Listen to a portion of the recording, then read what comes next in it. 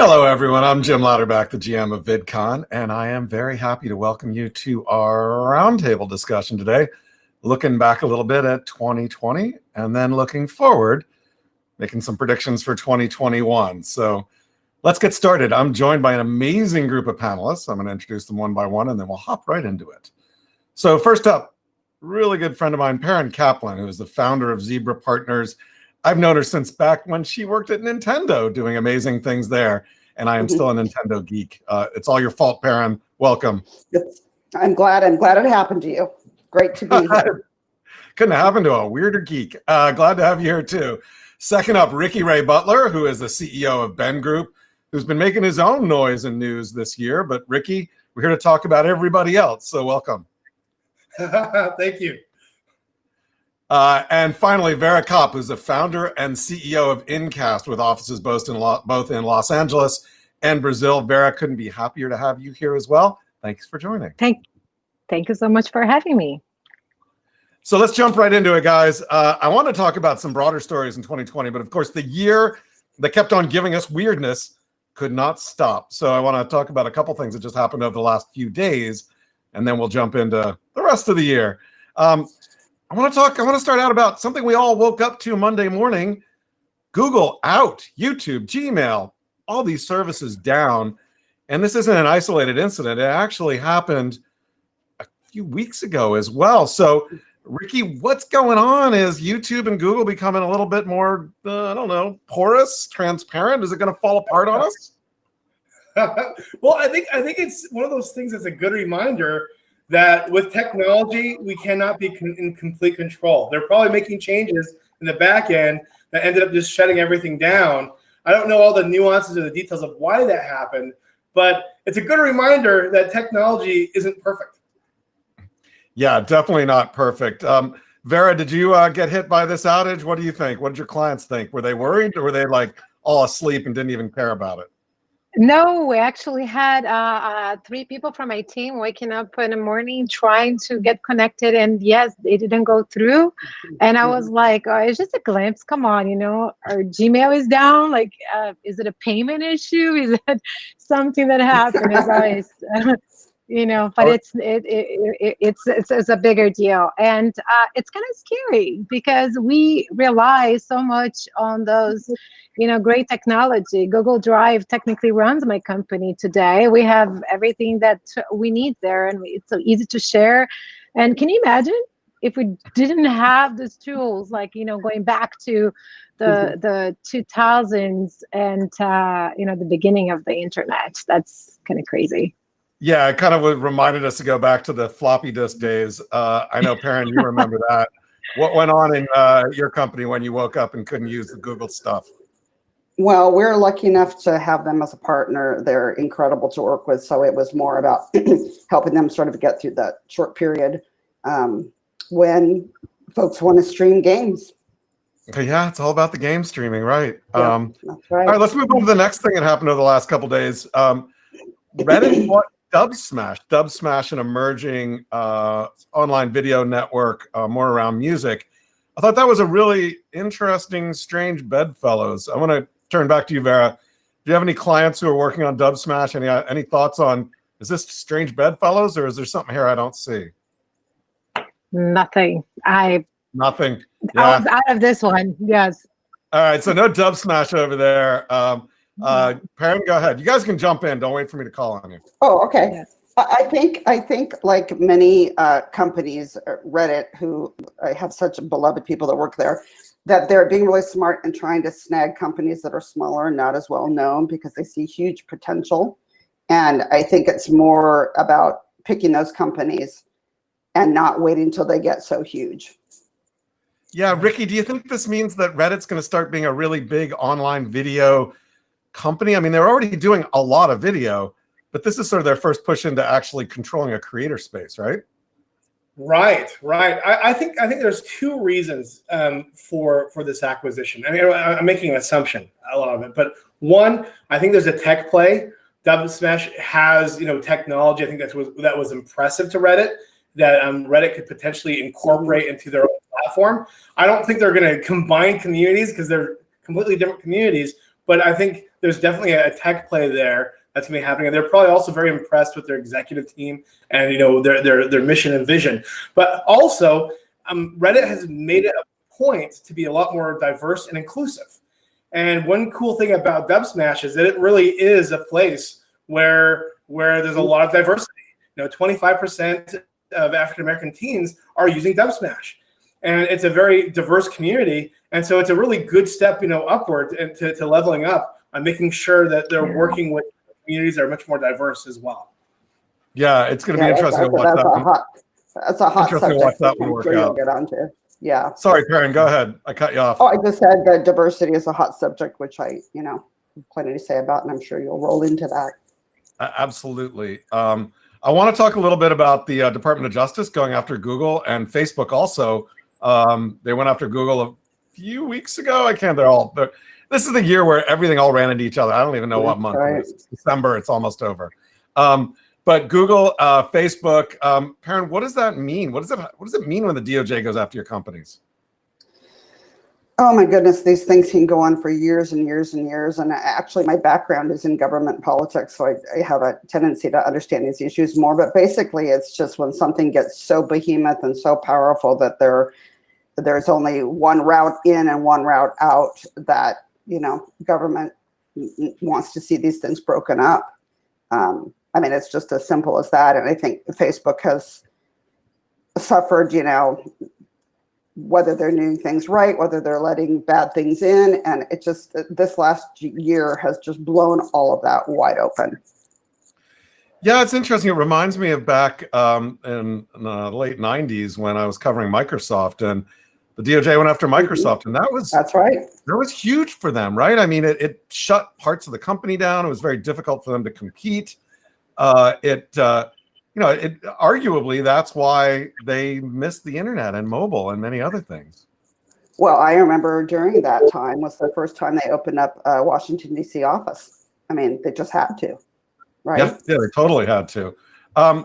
Ricky, you actually work for Bill Gates now. Has you ever talked about that dark era? Never. All right, never. Keep things on. Sorry, I had to turn off the heater. I have a heater here in my office, and it was starting to bake my feet, so they were frying. So let's move on to some of the things that we've seen actually really start to kick in when basically COVID kicked in, and it really driven a lot of change we've seen this year.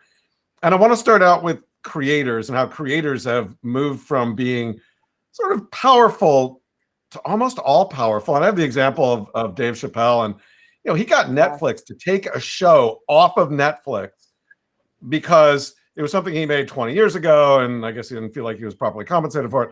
Long story, but that's just an example of how today influencers and creators are way more in charge. And Vera, I want to start with you. You work with a lot of influencers and creators globally.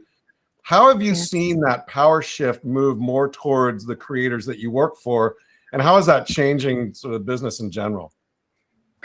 It's changing the way we do business because we today we're relying on their content and their voice and the connectivity as well with brands that we work together. And it's not every deal that they accept to speak on their behalf, and we are technically a little bit hostage of them accepting a deal that we think is right for them. So on that sense, native content and great content is getting out there.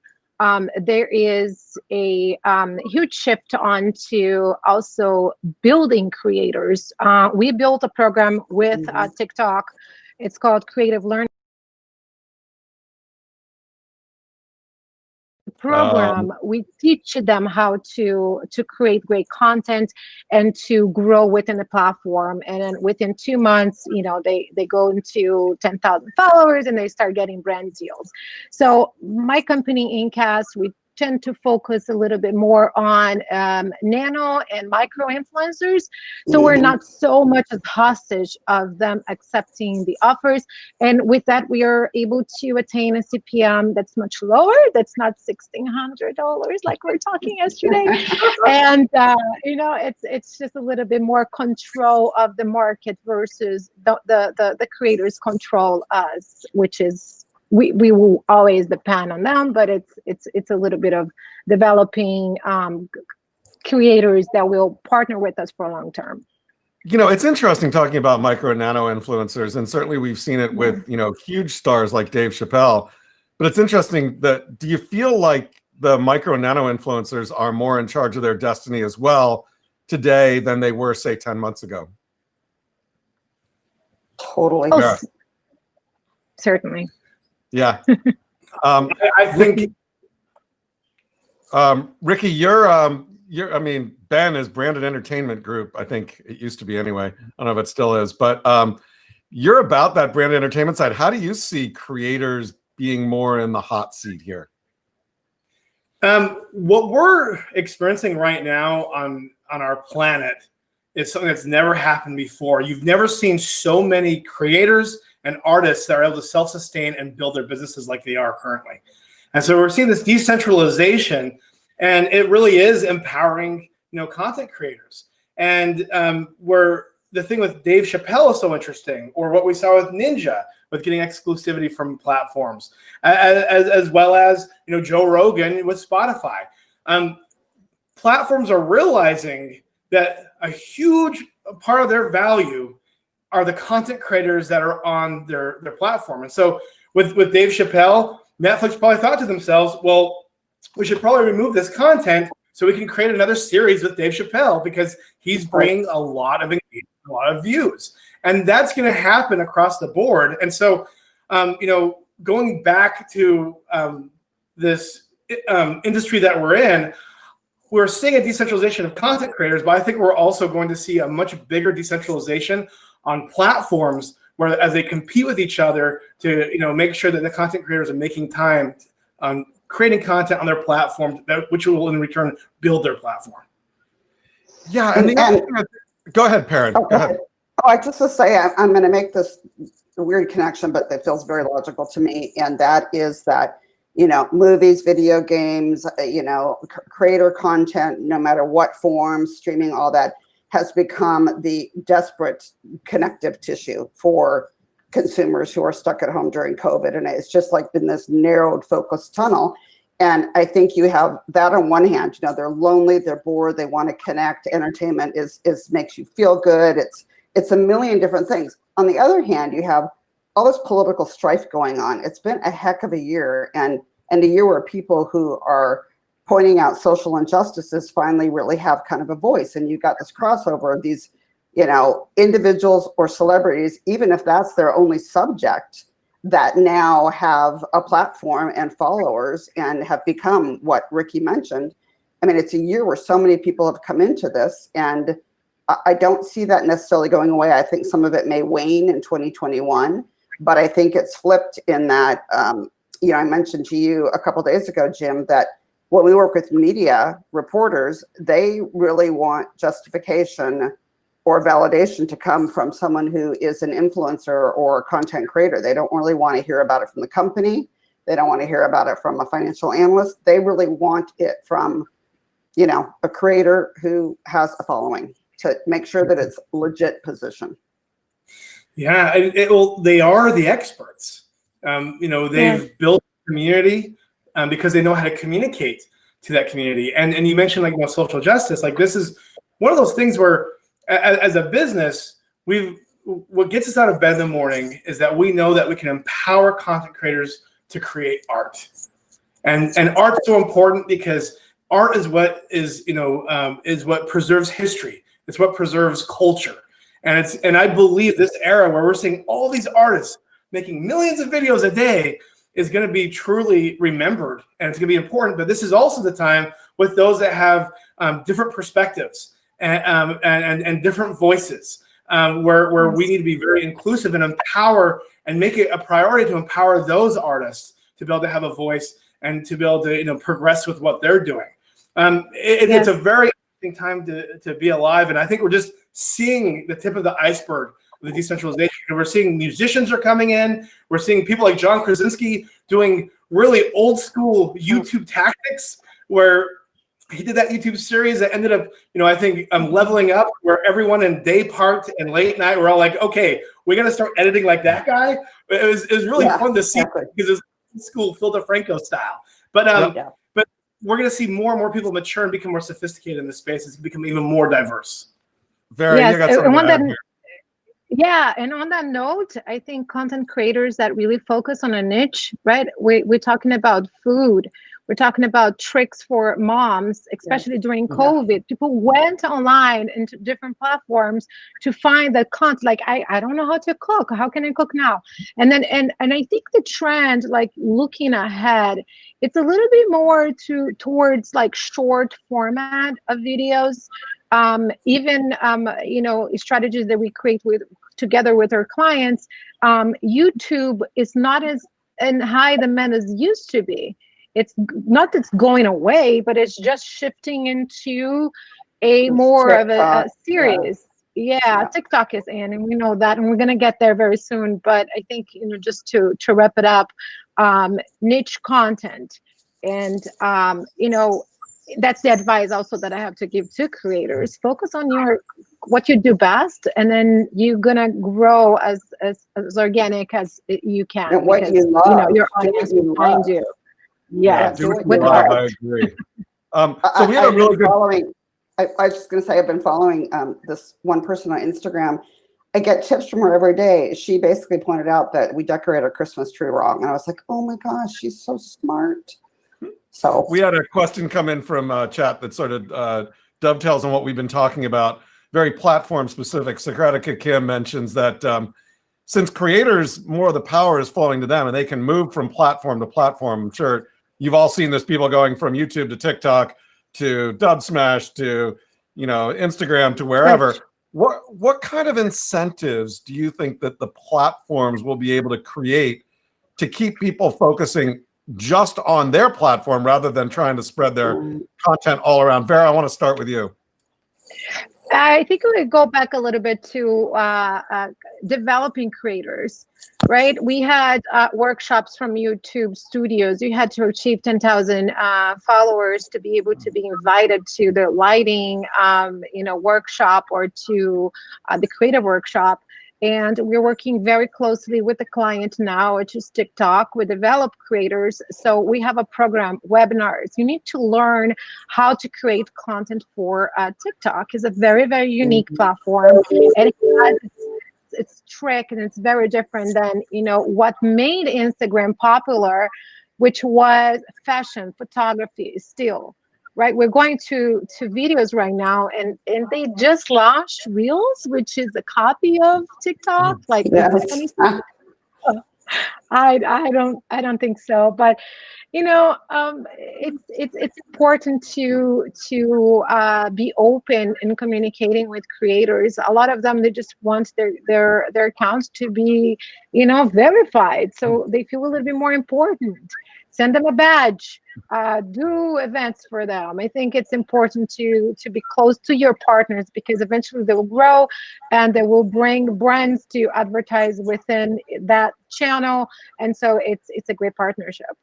Yeah, and just to your point about TikTok, we will next year, I don't know when yet, January, February, I think, we'll have some folks from TikTok here on VidCon now actually giving good advice about how to build and grow your channel on TikTok. Super interesting. Perrin, what do you think? What are some incentives that these platforms could be using?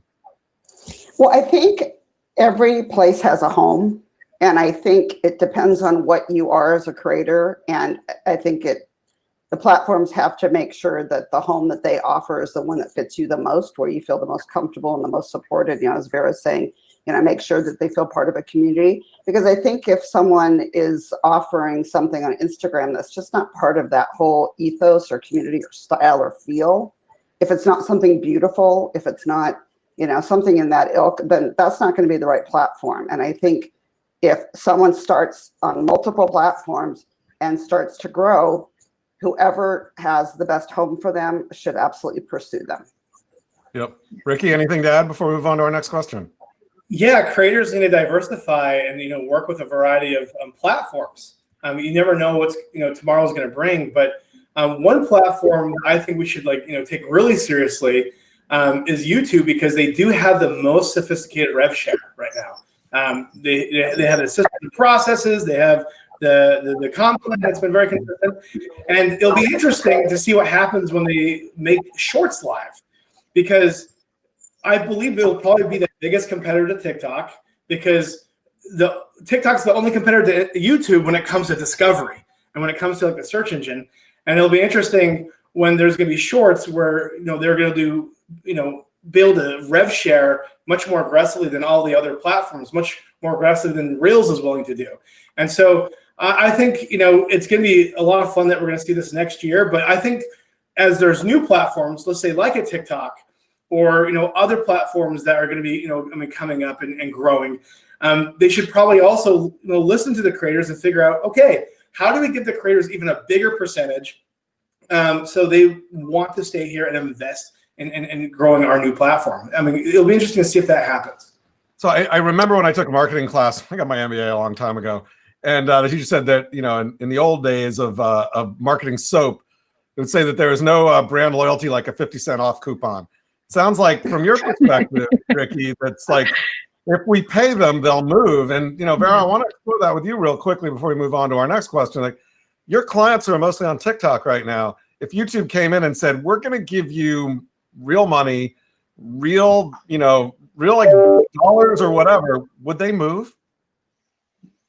Yes, it's part of the incentives, and I think that's the reason why YouTube became so big in the beginning with creators, right? Because they did have the AdSense, and they do have a lot of incentives for creators to make money. And then we don't see that on Instagram and other social medias or TikTok. So I think they're all starting to think on how to monetize creators for building amazing content, but they're not quite there. I think YouTube was ahead of the game when they did, and I would love to structure something for TikTok on that sense, and let's pay creators to produce amazing content for sure. Yeah, I agree. And look, TikTok's already starting to move in that direction, but YouTube clearly is the place where you get paid.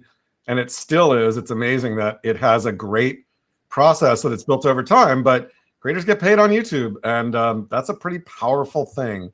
I do want to change the discussion a little bit and focus a little bit on TikTok, because one of the things that did happen in 2020, now TikTok's been around for a while.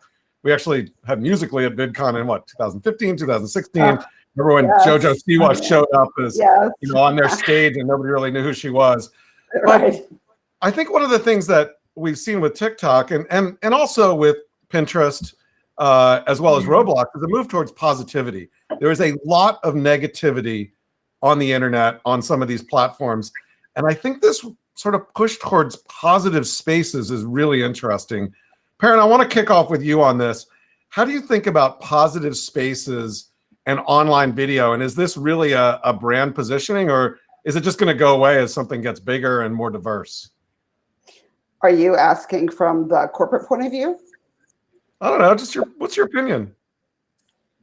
I think that in this particularly difficult year, which people are thinking at the end of 2020, something happens as you go into 2021, but COVID and the rest doesn't really know the difference between one year and another. But I think people have hit such rock bottom that they're really looking for anything that's going to help them feel better. I think mental health has become a huge issue across the board.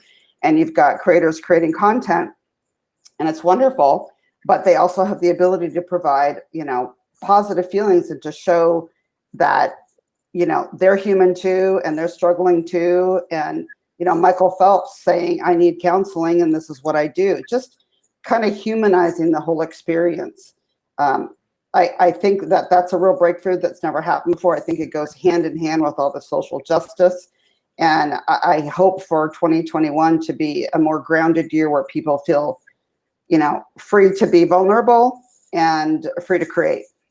Well, look, Perrin, you've got a 17-year-old daughter now, and she was actually on stage at VidCon when she was 13. And I'm sure she's on Instagram and other places. How does it feel for you in some of these more negative spaces that she's been a part of? It's got to be worrying, right? Well, she left Twitter because that whole community she built that she spoke to became very negative. And she just didn't want, she said, every time I go there and post something, I'm feeling depressed. So she was smart enough at a really young age to make that decision for herself, because I really wasn't fully aware. She's artistic, and I think she views VSCO, TikTok, as an Instagram to a certain degree as places to be really creative and artistic. She did get busted by me recently for using poor choice of words. And she said, that's how all kids talk. And I said, that's fine. But, when you go for your first internship, that probably won't bode well for you. But she's super creative. And it's also a really important way for that connective tissue to occur, because what's happening in COVID, which I think is like the lost year for all of these kids, it's been very, very hard on them. They feel like they're lonely. They don't have any friends. They are demotivated. I could sort of go on. And that having these tools to create and connect with people and get positive responses is just like important netting for them to kind of keep going until things get better. Yeah, Vera, you work a lot with TikTok. How has the positivity of that platform come through in your interactions with them, and also how your clients work with TikTok? There were, I think, mainly the strategy for TikTok, and we see a lot of case studies, is the hashtag. So hashtag Power Up, hashtag, COVID, learn on TikTok. There are a lot of the hashtags that we worked very closely with in the last few months to really empower people to look for motivational content. What can take me out of the couch? Go cooking, and a lot of content for like do it yourself, how to fold a piece of paper and make a little duck. It's creative content that will drive an interest from the audience and keep them engaged. And so we do a lot of that work very closely to what is on demand, what people are searching for, and then we go with the creators, educate them, and then bring them to create that content. But mainly motivational was really big, inspirational, do it yourself, a lot of activities, indoor activities. There was a month, I think it was like about April. It was between like 45 days that we had a lockdown in Los Angeles. It was pretty scary because you didn't know what was going on. You get the text message like Amber Alerts. You can't leave the house. It's and then you look for an alternative to take your mind out of like what's gonna happen. Should I jump now? Like it was frightening. And thank goodness we got focused into work, and then that first wave of lockdown went down, and now we're hitting the second one. Everything just closed down again in Los Angeles about a week ago. It's focusing on content that inspire people, motivate them, not only on TikTok, but you see a lot of trends of great content on YouTube and other social medias. So Ricky, anything else to add before I move on? Yeah, I think the world just wants normalcy.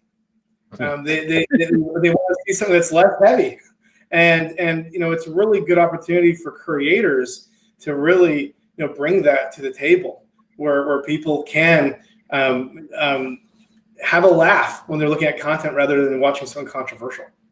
Yeah, or someone who doesn't really look like that in person, right? Like the whole beautiful thing. Right. Yeah, exactly. Like be yourself. It has to go away. Yeah. Totally. Mhm.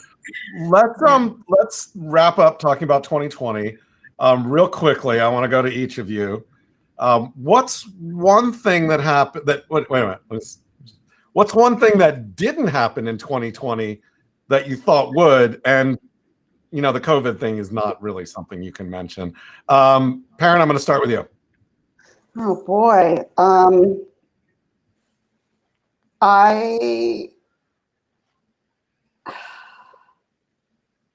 I thought VR would grow more, and I don't think it's ready, but I do think augmented reality on mobile is blasting, and I think 2021 will see a lot more of that. VR has friction in that you have to purchase, you have to put on a headset, and you have to do all these different things, and it's wonderful, and I've been involved in that industry since the beginning, but I think augmented reality is shoving into that space. Streaming is, I thought that 5G and things would move more quickly, praying for that moment. And I just think a lot of those kinds of things got stalled with 2020. Ricky, one thing that didn't happen that you thought would. Crap, I gave Why- you like 4 things. Sorry. It's all right. So when I was in China at our Shanghai office over a year ago, I learned from PoppyTube and her team, which are some of the she's one of the top creators on Weibo, that Alibaba spent $1 billion on KOLs, or AKA influencers, in 2018, and a lot of that was live streaming. And so we've seen a lot of these murmurs of like live streaming coming to the West. I expected that to happen much faster this last year. I think as a result of COVID, we did see a lot more of it happen, but there's still not a clear winner outside of gaming. You have Facebook, YouTube gaming, and Twitch. They're all like doing really well, but we're not seeing it in mainstream pop culture as aggressively as I expected. I mean, of course, music, and you have people like Post Malone and other artists that have done live streaming, but it hasn't gotten to the point where it's connected with e-commerce. And I feel like that is going to probably start happening in 2021. Yeah, interesting. Vera, how about you? It's very interesting. Just going to the topic of live streaming, we worked together with Kwai app and Likey, and their mission is to do live streaming, but like hosting like hours and hours, and it works for very unique creators. So out of 100 people that we onboard on a platform, maybe 10, 15 will find the fit to be live streaming for such a long time. But I think there's a gap within culture, because the owners, right, that the company is owned by foreign entities, and so culturally in America or even in Europe, they're not used to watching live content on that sense. And so I think what really works is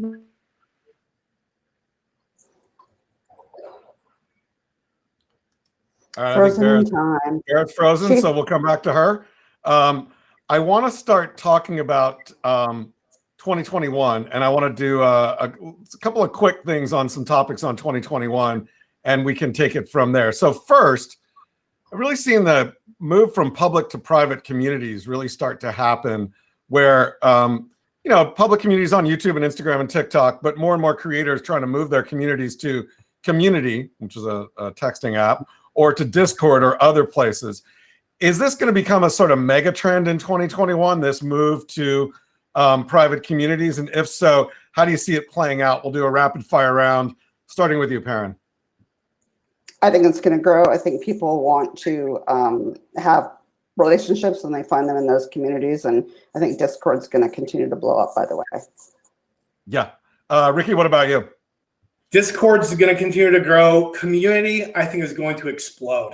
2 words: data and communication. This is where creators can build an audience through community, where they can actually own the data and own the relationship with their audience. And I know of a handful of creators that are driving tens of millions of dollars through community, through selling their merch. And it's a place where they can really customize their messaging to the individual based on when their birthday is, as well as where they live. And so this is going to be an area where it's going to really empower creators to better be in touch with their audiences, but also to be able to have more data surrounding their audiences. Absolutely. And owning your audience is so important. It's such an important part of these private communities. And nurturing. Vera, we're doing a quick round on some stuff. Talk about private communities, and are your creators that you work with starting to think about, how do I build my own private community where I can move people from maybe TikTok to that? You see Gary V posting text me. I don't know if you guys have seen that. Like, I forgot the name of it. I subscribe to it, and then eventually, like maybe once a week, I receive private messages from Gary V motivating me to continue running my business. I think that's awesome. I think it's understanding what your audience wants to get. Don't overload with too much communication. Like you get 15, 20 emails that they just marketers trying to sell us. I think we want recommendations, we want advices. And if you build that community with that intention, right, to not trick your followers into, I mean, this marketing bombarding thing, then it's powerful. I think it's powerful. One stream, I feel super unique when I get the messages from Gary Vee. Maybe he can call me one day. Okay, real quick. You don't have to answer this question, but raise your hand if you think Gary is using ghostwriters. You don't have to raise your hand. Let's move on. Ricky, Perrin. All right. Anyway, I'm sorry I burst your bubble, Vera. It might be a ghostwriter, but yeah, it is. But that direct connection between a creator and their community, their fans, a one-on-one, even if it is, that one-on-one thing is how YouTube started anyway. All the fans of YouTube creators thought, and in their mind, they had a one-on-one conversation because that's the way the media is. This just makes it an even more intimate one-on-one connection, and I love that. I don't think ghostwriting is bad if they speak the true, authentic voice. Yeah. We all need help, right? I know creators are very particular about their voice and make sure that everything that they do is coming from them and written from them. And there's one creator that I've actually invested in their business, and they do a lot with community. And every default message or any message that goes out there, he types himself. Yep. But I think there's other people that are so diversified across so many platforms that they must have ghostwriters. I mean, I have ghostwriters in my email. I can't spend the time and answer all my emails every day. And so it makes sense, to as Perrin said, to have those ghostwriters as long as it's in the right voice. All right, you heard it here first. Ricky Ray Butler uses ghostwriters. Newsflash. Okay, let's move on. Vera, when you got cut off, we were talking about live streaming. I'm disappointed. Yeah, me too. Well, we're talking about live streaming and shopping, and I want to talk about 2021. It didn't happen in 2020, but real quickly, will live stream and live stream shopping and that sort of creators selling things live like home shopping, is this something we're going to see start to take off in the US in 2021? Vera, what do you think? It is happening, and we helped AliExpress to build a strategy of about 40 hours a week with creators and direct shopping. But the live streaming works really well when it's past like 1 hour time frame. So it's very difficult to do in terms like you're building a network, you're building live streaming, and you can't, because that's what the audience is expecting. It's very different from building content for TikTok, right? It's 15-second videos, it's a glimpse, it's fast. On the live streaming, it's a difficult job for even a streamer. That's why when we were discussing the CTA, the call to action of, I think the streamers need to be not as invasive, but like you're here to sell. It becomes like those, late night TV shows that we're, they're engaging, and it's it has to be longer than an hour. Are you saying are you saying the data doesn't show progress until after they've streamed for an hour? Yes, the engagement goes up after an hour. So the average that we recommend is between 2 and 3 hours live streams in order to have the conversion. I'm changing our format here. We're going to go for the next 2 hours. Is that okay with everybody? Because we're going to get more engagement after hours. Perrin, what do you think about live streaming and shopping? I'm going to move to Perrin. Perrin, what do you think? Go quick. I think so. I don't think it's for everybody. I think it's for certain segments of the population, and it is how they will permanently do all of their efforts. And Ricky, Ricky, you've seen this play out in China, and you talked about it up top. Do you think that we're going to see this start to become a thing here in the U.S.? I've also seen it, work on YouTube as well as on Facebook outside of gaming, where creators are making a lot of money driving their merch. But it's true. It's you have to level up with entertainment and doing it in an organic way. And so I think we're starting to just see it happen, and it's happening with a few and far between. But I do believe it's going to become a lot more mainstream, and it's going to be one of those areas that as creators want to be selling more products faster, they're going to be doing it through live streaming more so than just a YouTube video or another short form of content on another platform. I think it's going to happen. It's like we're going to do it faster. On the other side, you got to do it for 3 hours. All right. Last question. We have about 5 minutes left. I want you all to pull out your little magic 8 ball. Hopefully you have one of these somewhere. And I want you to pick one prediction for 2021 that you think will happen. And Perrin, can I go to you first? Sure. I think there will be more consolidation of streaming platforms. So who's going to buy who? That I can't say, but I All just right. think that the little guys are going to get swallowed up. Well, we saw it with Dubsmash. Yep. You know, who knows what's going to happen with Triller? Who knows what's going to happen with some of the others? I actually just found out about a brand new platform today, which hopefully we'll bring to you soon. That sounds really interesting. Vera, how about If they you? have an amazing idea, they're going to get scooped up. Go ahead. What's Just that? if they have Perrin? an amazing idea, they're going to get scooped up. Yep. Vera, pull out your Magic 8 Ball. Let us know what you think. What's one prediction? Oh, I don't hear your audio, Vera, so we're going to come back to you. Ricky, one prediction. What do you think? So I'm going to contradict Perrin, and I think 2021 is going to be the year of the live stream wars, and I think it's going to be even more competitive and aggressive than what we've seen with SVOD, with the streaming wars. I think there's going to be a lot of smaller live stream platforms that will get gobbled up, but across the bigger platforms, I think there's going to be a lot of competition and a place for exclusivity of creators to only be live streaming on their platform, which has already started, but more on the DL. So the knives are coming out. Vera, are you back? That's what I was saying. Live streaming. Go ahead. Yeah, that's what I was complimenting Rick. I think live streaming is gonna boom, and this trend will continue. I think it's they're becoming little networks. Right, you see creators with 10 million, 20 million followers, and so they have their own channel of communication. They're the new networks that I used to watch, in the 2010. Don't watch TV anymore, and it's true. It's like I think the content per demand, right, and then multiple screens. We're watching things on a computer and suddenly on the phone, and then we have the tablet. I think it's multi-platform with view per demand per se, and not that I like live streaming content, but I think that's the trend. That's the trend. It's going to be strong. Definitely. In the 90 seconds, in the 90 seconds we have left, one trend we didn't talk about that I'm just interested to get your point of view real quickly, 30 seconds each. How do you feel about synthetic creators like Kooky or some of the others that we've seen out there, Lil Michaela? Is this going to become a bigger thing, or is it just a passing fad?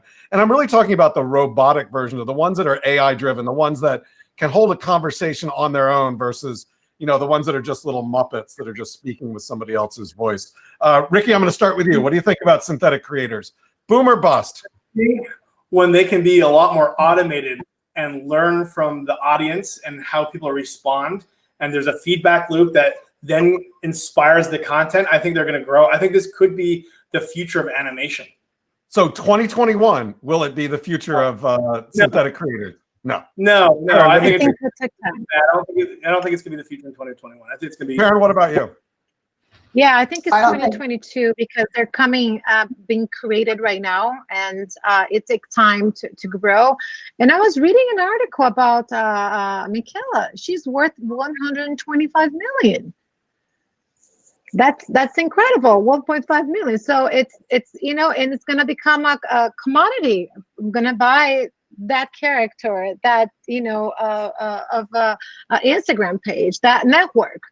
It's becoming the trend now. How we buy streaming platforms. We buy Instagram's accounts. Now we're buying characters, avatars, and it's becoming in the virtual world of 2025. All right, Perrin, I'm going to turn it over to you to close this out.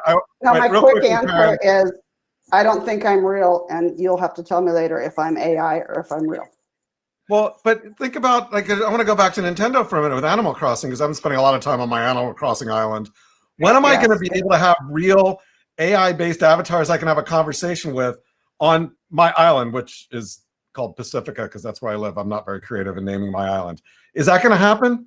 And if so, Well, for a company like Nintendo, it has to fit the ethos and character bonding that they create and choose for that. So I think other types of companies will experiment with it probably more rapidly. For Nintendo, yeah.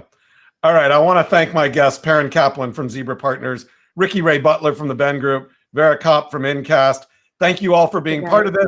And I don't know, maybe in a year we'll see if our predictions came true. Have a great holiday season, and we'll see you all next year. Bye, everybody. Thank you. Bye.